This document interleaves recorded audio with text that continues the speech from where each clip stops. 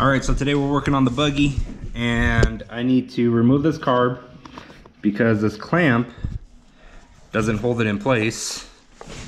So I need to replace that, and then we're gonna be building our own intake. So we got that, it's 1.5 inches.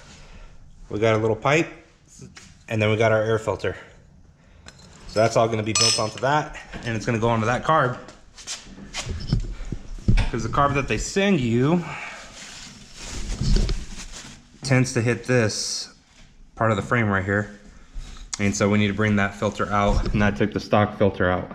That thing was garbage and useless, so honestly I'm not expecting this one to be any better, but it's probably going to be better than the stock one, but I'm hoping to upgrade this filter as well.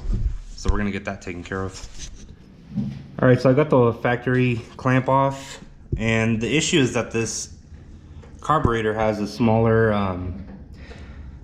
port on it. I don't remember what I think it was, like 36 millimeter or something like that, but it ends up being a little bit smaller than the stock clamp, so you just need to use an aftermarket one.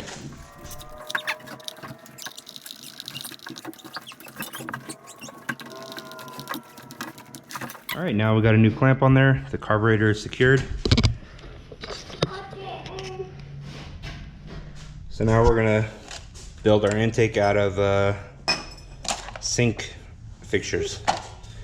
Best way to do it.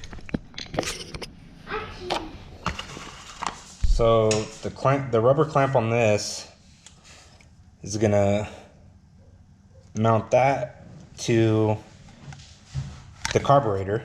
All right, so you do have to loosen the clamp a little bit to get that on. Once that's on there, you're gonna leave a little bit of a gap there so it can mount to the carburetor. And then the side with the lip is actually gonna go on the air filter like that. So it'll actually stay on there pretty firm, but I'm gonna put a clamp anyways. So that's on there. Now we're gonna mount it to the carb.